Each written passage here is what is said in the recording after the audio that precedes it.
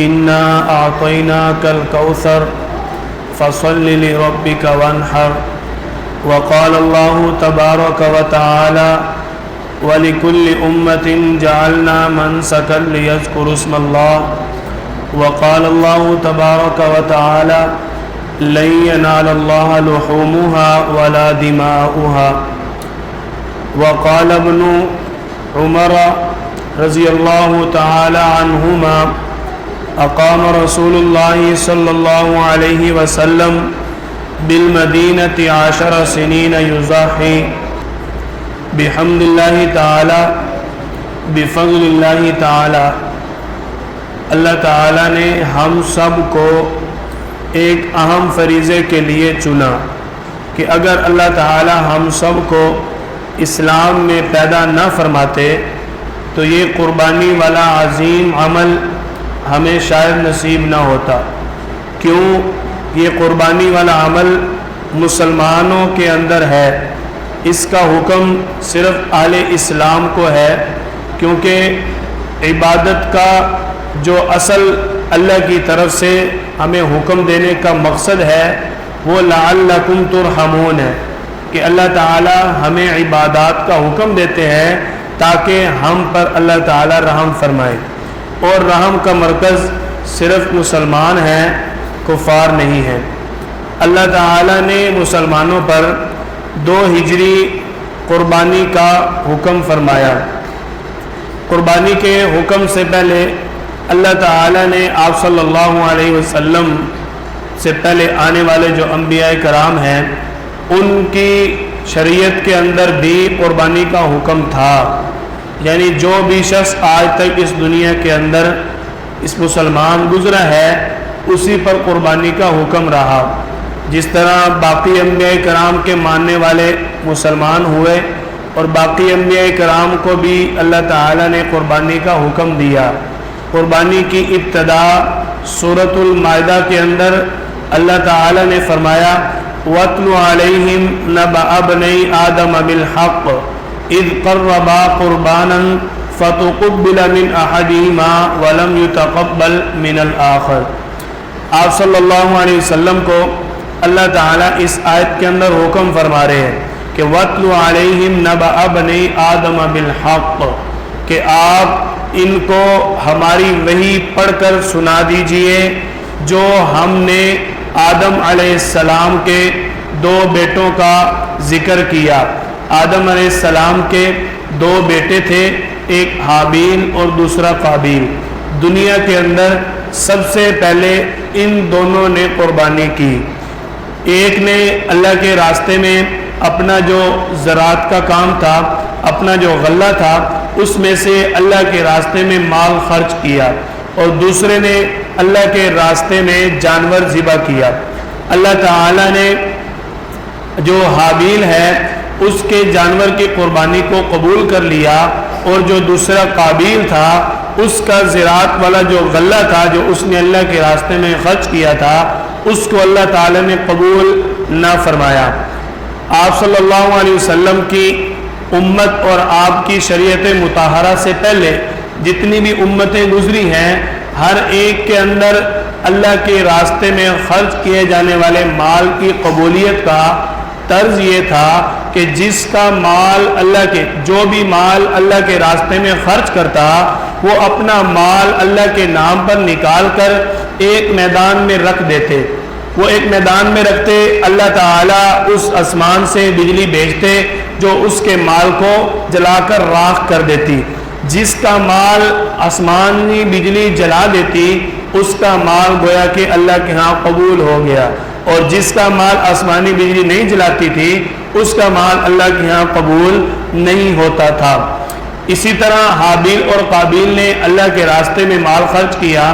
حابیل نے جانور کی قربانی کی اور قابیل نے غلہ اللہ کے راستے میں دیا. تو جو حابیل نے جانور ذبح کیا تھا اس کو آسمان سے بجلی نے آ کر جلا کر راکھ کر دیا.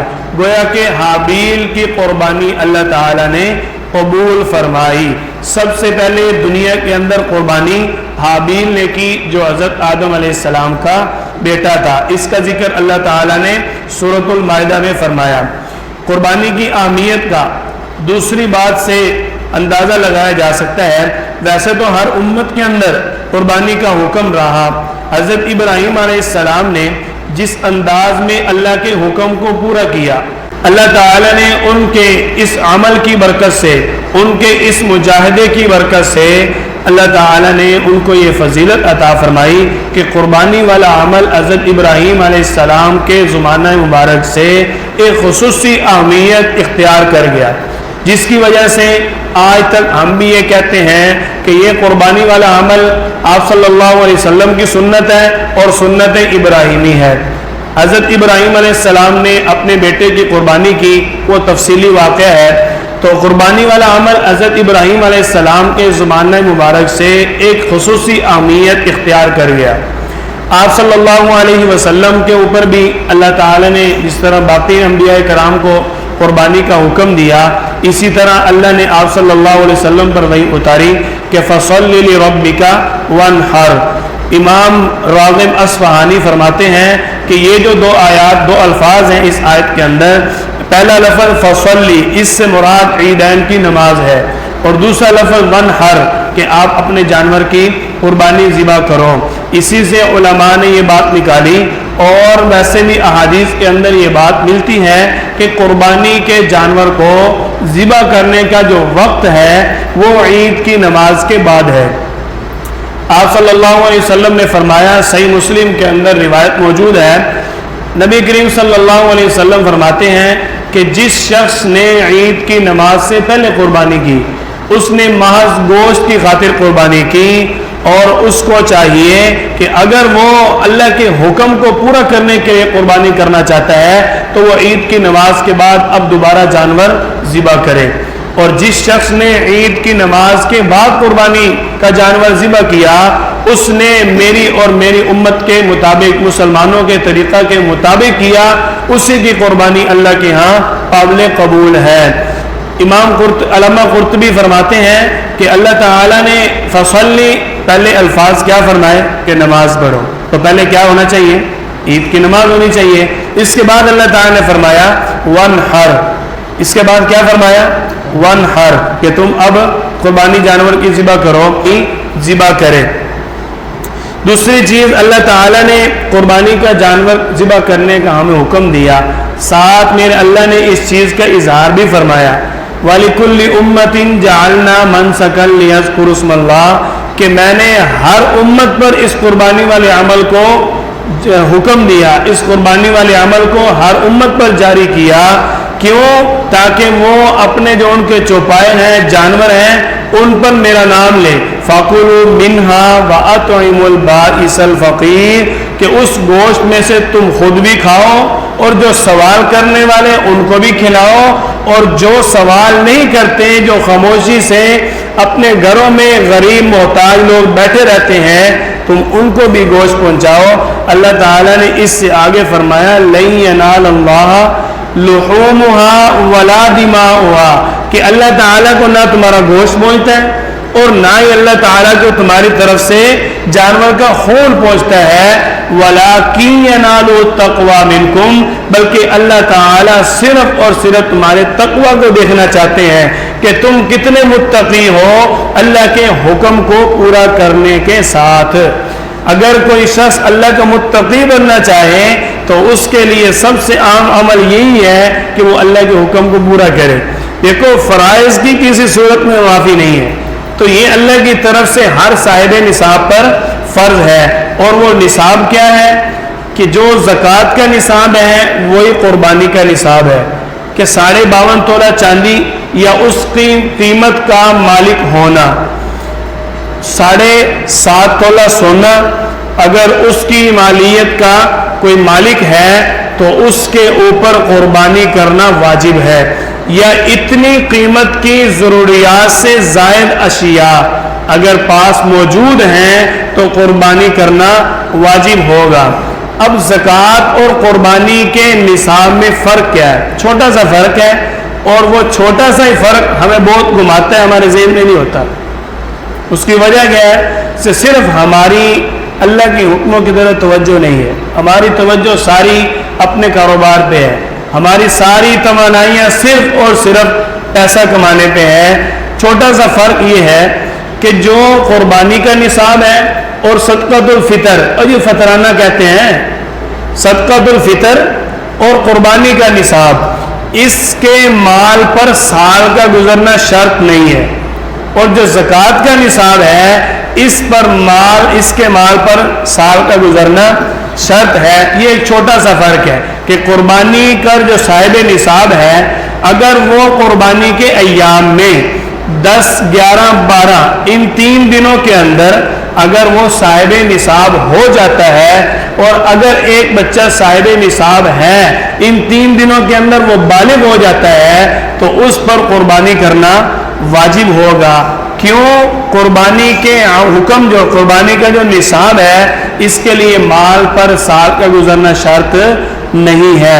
یہ چھوٹا سا فرق ہے، اس کو آپ خوب توجہ سے اپنے ذہن میں بٹھائیں. اکثر ہوتا یہ ہے کہ بندہ صاحب نصاب ہو بھی جاتا ہے لیکن ذہن میں یہ بات ہے اور سال تو لنگے یا کوئی نہیں ہلے، سال تو ابھی ہوا نہیں ہے. حالانکہ قربانی کا جو نصاب ہے اس پر سال کا گزرنا شرط نہیں ہے. اب یہ ہے کہ قربانی کے جو جانور ہیں وہ کون کون سے جانور ہیں جن کی قربانی کرنا جائز ہے. قربانی کے بڑے جو جانور ہیں ان میں گائے، بیل، بھینس، اونٹ. کتنے جانور ہیں؟ کتنی قسمیں ہیں؟ 4. گائے، بیل، بھینس اور اونٹ. یہ جو بڑے جانور ہیں ان سب کے اندر 7 آدمی صرف شریک ہو سکتے ہیں. اکثر احباب یہ کہتے ہیں کہ اونٹ کے اندر 10 افراد شریک ہو سکتے ہیں، حالانکہ اس کا شریعت کے ساتھ کوئی تعلق نہیں ہے. اگر کسی شخص نے اونٹ کی قربانی کی اور اس کے اندر 10 افراد کو شریک کر لیا تو شریعت کے حکم کا انکار کرنے کی وجہ سے مسلک احناف کے مطابق کسی کی بھی قربانی نہیں ہوگی. اب اونٹ ہے، بیل ہے اور گائے ہیں اور بھینس. بھینس کی قربانی کے بارے میں بات ذہن میں آ گئی. ابھی چند دن پہلے ایک ساتھی نے سوال بھی کیا تھا. بھینس کی قربانی پر تمام ائمہ کرام کا اتفاق ہے. قرطبی رحمۃ اللہ علیہ، امام مالک رحمۃ اللہ علیہ، امام شافعی، امام احمد بن حنبل، امام ابو حنیفہ، جو 4 بڑے ائمہ کرام ہیں اور دیگر جو محدثین ہیں، سب کا اس بات پر اتفاق ہے کہ بھینس کی قربانی کا حکم گائے کی طرح ہے. بھینس کا حکم کیا ہے؟ گائے کی طرح ہے. وَاجْمَعُوا عَلَى الْجَوَامِيسِ، کہ اس بات پر سب جمع ہیں کہ بھینس کی قربانی کیا ہے؟ جائز ہے. اب کئی بندے عجیب و غریب باتیں کر کے لوگوں کو پھسلانے کی بات کرتے ہیں. دیکھو کہ طریقہ واردات بڑے عجیب چل چکے ہیں. اگر بندہ صحیح طریقے سے درست انداز میں مطالعہ رکھے تو بندہ مار نہیں کھاتا. کہتے ہیں جی اگر کسی جانور کے اندر 7 حصے ہیں اس کے اندر عقیقہ نہیں کر سکتے. اکثر لوگ یہ بھی کہہ رہے ہیں کہ اگر بڑے جانور کے اندر 7 حصے ہیں تو 7 کے 7 قربانی کے لیے ہی رکھے جا سکتے ہیں، ان میں ایک بھی عقیقہ کے لیے نہیں رکھا جا سکتا. سنن ابی داؤد کے اندر آپ صلی اللہ علیہ وسلم کی ایک حدیث مبارکہ ہے جس کے اندر آپ صلی اللہ علیہ وسلم نے قربانی کے لیے نسک کے الفاظ استعمال کیے. جیسے اللہ تعالیٰ نے سورۃ الحج کے اندر فرمایا نا، من سکل لیذکر اسم اللہ، کہ نسک کے الفاظ آپ صلی اللہ علیہ وسلم نے بھی نسک کے الفاظ استعمال کیے. اسی طرح آپ صلی اللہ علیہ وسلم نے اسی سنن ابی داؤد کے اندر اسی باب کے اندر آپ صلی اللہ علیہ وسلم نے عقیقہ کے لیے نسک کے الفاظ استعمال کیے. دوسری کتاب سنن ترمذی کے اندر 2 روایات ہیں. ایک کے اندر آپ صلی اللہ علیہ وسلم نے احراق کے الفاظ استعمال کیے. احراق یحرقو، اس کے احراق یحرقو آپ صلی اللہ علیہ وسلم نے جو الفاظ استعمال کیے کہ خون بہانا، وہاں قربانی کا ذکر ہے. اور اسی الفاظ کے ساتھ دوسری جگہ پر عقیقہ کا حکم ہے. الفاظ یہی ہیں جس سے صاف یہ بات بندے کو معلوم ہوتی ہے کہ جو جانور قربانی کے لیے ہے اسی میں آپ عقیقہ بھی کر سکتے ہیں.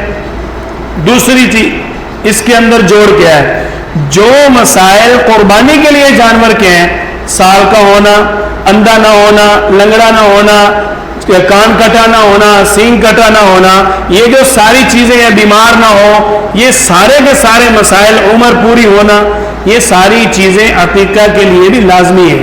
یہ نہیں کہ اگر کسی نے عقیقہ کرنا ہے تو سستا جانور چھوٹا سا لے کے ذبح کر لے، نہیں لگے گا۔ جب عقیقہ کے مسائل اور قربانی کے مسائل بھی برابر ہیں، احادیث کے اندر الفاظ بھی برابر ہیں، تو پھر قربانی والے جانور میں عقیقہ کیوں نہیں کیا جا سکتا؟ یہ تو بڑی آسان بات ہے۔ اگر کوئی صرف یہ کہے کہ میں ظاہراً الفاظ کو دیکھوں گا تو پھر آدھی شریعت سے وہ محروم ہے، کیونکہ آدھی شریعت صرف الفاظ کے اوپر نہیں ہے۔ کافی مسائل ایسے ہیں کہ جن کو صرف احادیث کے الفاظ کے اندر ہم نہیں تلاش کر سکتے۔ آخری بات کہ یہ جو جانور ہیں، بڑے جانوروں میں جو گائے ہے، بیل ہے اور بھینس ہے، ان کی عمر 2 سال پورا ہونا لازمی ہے۔ یہ جو کہتے ہیں نا کھیرا لگ جاندہ ہے، کھیرا لگ جاندہ ہے، ایک کھیرے والی بات جھوٹ ہے۔ 2 سال کی عمر ہونا لازمی ہے۔ اگر کوئی یہ کہہ رہا ہے نا کھیرا ہے، اس کو آپ تسلی دیتے ہو ہمیں کہ یہ 2 سال عمر پوری ہے، دانت ہے یا نہیں وہ تو ایک علامت ہے۔ یہ تو مفقہین حضرات نے، محدثین حضرات نے ہمیں ایک نشانی بتا دی کہ اس کے 2 بڑے دانت آگے سے نکلے ہوں گے۔ اب کسی کے ٹوٹ بھی جاتے ہیں تو جس کے دانت ٹوٹے ہوئے لگ وہ بھی جاتا ہے، لیکن جس سے آپ خرید رہے ہیں اس سے آپ نے پھر بھی تسلی کرنی ہے کہ بھائی یہ 2 سال کا ہے۔ اگر وہ زبان اپنی کہہ رہا ہے کہ یہ 2 سال کا ہے، آپ نے خرید لیا اور آپ نے جانور ذبح کر لیا، آپ کی قبول ہوگی۔ اگر وہ کم تھا، آپ کو علم نہیں تھا، تو گناہ گار وہ ہے، آپ گناہ گار نہیں ہوں گے۔ یہ قربانی کے جانوروں کی عمر ہے۔ اس کے بعد ہے بھیڑ، بکری اور بکرا۔ آپ صلی اللہ علیہ وسلم نے فرمایا کہ تم پورے سال کی عمر والا جانور ذبح کیا کرو۔ پورے سال کی عمر میں بکری، بھیڑ اور بکرا ہے۔ جو دمبا ہے، آپ صلی اللہ علیہ وسلم نے اس کے بارے میں فرمایا اگر تمہارے پاس وسعت کم ہو تو تم 6 ماہ کا ایسا دمبا اللہ کے راستے میں ذبح کر سکتے ہو جو دیکھنے میں 1 سال کا لگتا ہو، جو دیکھنے میں 1 سال کا نظر آتا ہو۔ آخری بات، بڑی عام بات، جانور کو ذبح کرتے ہوئے چند باتیں ایسی ہیں جن کا ہم بالکل خیال نہیں رکھتے۔ ہم اتنے مکروہات کا شکار ہوتے ہیں کہ ہم جانور پر بھی ظلم کر رہے ہوتے ہیں اور اپنی قربانی کو بھی مکروہ کر رہے ہیں، اور حالانکہ ہمیں نظر کیا آ رہا ہوتا ہے، نظر کیا آ رہا ہے کہ ہم بڑا کام کر رہے ہیں۔ حقیقت یہ نہیں ہوتی۔ پہلا جو مکروہ کام ہے کہ قربانی والے جانور کے سامنے چھری یا ذبح کرنے کا جو آلہ ہے اس کے سامنے تیز نہ کیا جائے۔ نمبر 2، اس کے سامنے اس آلے کو یا چھری کو لہرایا بھی نہ جائے۔ نمبر 3، ایک جانور کو دوسرے جانور کے سامنے ذبح نہ کیا جائے۔ نمبر 4 کہ جب آپ جانور کو ذبح کر رہے ہیں، جو آپ کے پاس چھری وغیرہ ہے اچھی طرح تیز ہونی چاہیے، ایسی چھری سے آپ نہ اس کو ذبح کریں جس سے جانور کو تکلیف ہو۔ نمبر 5، جب جانور کو آپ گرا لیتے ہیں تو ذبح کرنے میں جلدی کرنی چاہیے۔ نمبر 6، آپ اگر جانور کو ذبح کر رہے ہیں تو آپ نے جانور کا سر اس کی جان نکلنے سے پہلے الگ نہیں کرنا۔ نمبر 7، آپ نے اس کا چہرہ قبلہ رخ کے علاوہ کے ادھر ادھر نہیں کرنا۔ اگر آپ کو کوئی عذر ہے تو پھر آپ کر سکتے ہیں، جگہ کا مسئلہ بن جاتا ہے۔ نمبر 8 کہ اس کی جان نکلنے سے پہلے آپ نے اس کی کھال اتارنی شروع نہیں کرنی۔ نمبر 9، آپ نے اس کی جان نکلنے سے پہلے اس کے پائے وغیرہ اتارنے کی کوشش نہیں کرنی۔ یہ وہ چیزیں ہیں جن کا خاص خیال رکھنا چاہیے، اور کوئی اتنی بڑی چیز یہ نہیں ہے، اور جانور کو ان چیزوں سے تکلیف ہوتی ہے۔ یہ چھوٹا سا عمل ہے کہ ہم ان چیزوں کا احتیاط، صرف اس کو احتیاط کہتے ہیں، اور احتیاط کرنے سے ہماری قربانی سنت کے مطابق ہو جائے گی۔ قربانی کرتے ہوئے کتنا بندے کا ذوق ہونا چاہیے، کتنے بندے کی اللہ کے حکم کو پورا کرنے کا جذبہ ہونا چاہیے۔ اللہ تعالیٰ نے اس کا حکم فرمایا ان صلاتی و نسکی و محیای و مماتی للہ رب العالمین. آپ صلی اللہ علیہ وسلم کو اللہ تعالیٰ فرما رہے ہیں کہ آپ اپنے صحابہ کرام اپنے امتی کو حکم دے دیجئے کہ آپ کو قربانی کا جانور ذبح کرتے ہوئے نیت کیا ہونی چاہیے کہ ان صلاتی میری نماز، و نسکی میری قربانی، و مماتی اور میری موت، و محیای میری زندگی، للہ رب العالمین سب کچھ میرا اللہ کے لیے. یہ ذوق ہونا چاہیے. جب بندے کے اندر یہ ذوق ہوگا تو مکروہات سے بھی بچے گا اور ساری چیزوں کا خاص اہتمام کرے گا. قربانی کا جانور آپ نے ذبح کر لیا، اب جو قربانی کے جانور کا گوشت ہے اس کو آپ نے مستحق لوگوں تک ضرور پہنچانا ہے. ابتدائی اسلام کے اندر قربانی کے گوشت کا حکم کیا تھا کہ 3 دن سے زیادہ اپنے گھر میں کوئی مسلمان گوشت نہیں رکھ سکتا. کتنا سخت حکم تھا کہ 3 دن سے زیادہ اپنے گھر میں گوشت نہیں رکھ سکتے. تو جب ابتدائی اسلام میں یہ حکم تھا، اس کی حکمت یہ تھی ابتدائی اسلام میں مسلمان اکثر غریب تھے، اکثر محتاج اور فقراء تھے، جس کی وجہ سے آپ صلی اللہ علیہ وسلم نے یہ حکم دیا کہ تم 3 دن سے زیادہ گوشت نہ رکھو. تو اب حکم تو وہ نہیں ہے، اب حکم وہ نہیں ہے کہ 3 دن سے زیادہ گوشت نہ رکھو، لیکن اس حکم سے اور اس حکمت سے یہ بات واضح ہوتی ہے کہ غرباء کا اس گوشت کے اندر کتنا بڑا حق ہے. مسلم شریف کے اندر آپ صلی اللہ علیہ وسلم فرماتے ہیں کہ تم اگر اپنے گھر میں گوشت پکا رہے ہو، تمہارے پاس اپنے پڑوسی کو دینے کے لیے گوشت کا ٹکڑا نہیں ہے، تو تم اپنی ہانڈی کے اندر 1 گلاس پانی ڈال لو اور وہ اپنے پڑوسی کو پہنچا دو. یہ پڑوسیوں کا اور غرباء کا حق کتنا بڑا حق ہے. ہم تو سارا سال کھاتے رہتے ہیں. اکثر اس طرح کے لوگ ہیں پاکستان کے اندر. اب چونکہ غرباء زیادہ ہیں اس لیے جو لوگ قربانی کرتے ہیں خاص اس چیز کا اہتمام کریں. اس چیز میں ہم بہت کوتاہی کرتے ہیں، صرف اپنے رشتہ دار کو، اپنے دوست احباب کو. یہ طرز اسلام کا نہیں ہے. اسلام کا طرز ہے مستحق لوگوں کو دینا. تو اس لیے آپ مستحق لوگوں کو تلاش کریں. سینکڑوں گھرانے ایسے ہوتے ہیں جو عید والے دن بھی بیچارے دال اور سبزی پکا کر عزت سے کھا رہے ہوتے ہیں کہ ہم نے کسی سے مانگنا نہیں ہے، کسی سے سوال نہیں کرنا. اور ایسے بھی گھرانے ہمارے علم میں ہوتے ہیں لیکن ہم کہتے ہیں ہمارا ساڈا گھرانا تعلق ہے، ساڈا وغیرہ کو لگتا نہیں ہے. اسلام اس چیز کو نہیں کہتا. اسلام یہ حکم دیتا ہے کہ ہر مستحق کا خیال کیا جائے. اللہ تعالیٰ کئی سنی باتوں پر ہم سب کو عمل کرنے کی توفیق عطا فرمائے.